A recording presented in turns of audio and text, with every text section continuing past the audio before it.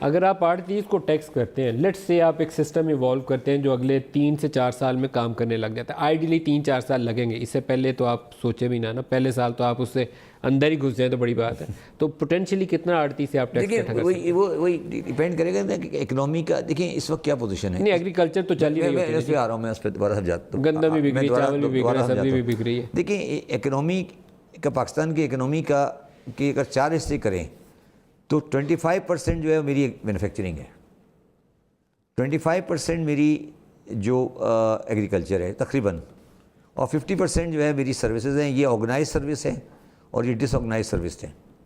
تو یہ جو 50% ہے آرگنائز سروسز، اس میں بھی اگر آپ دیکھیں تو ڈاکٹر، انجینئر، لائر، ان میں بھی ٹیکس کی کلیکشن وہ نہیں ہے جو ان کی آمدنی ہے.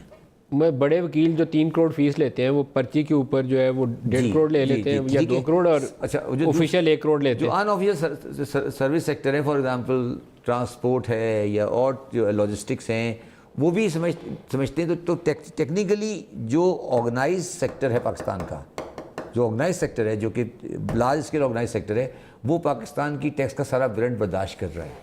مینوفیکچرنگ اور سیلریڈ کلاس اور مینوفیکچرنگ، اور 2 ہی سیکٹرز ہیں جو 2 ہی سیکٹر ہیں وہ برڈن برداشت کر رہے ہیں. اب اس کو آپ مزید اسکویز نہیں کر سکتے، اور اگر آپ اس کو اسکویز کرتے ہیں تو وہ چیز، اب آپ کا جو مسئلہ ہے وہ باقی تھی 75% کی طرف آگے بڑھنا ہے.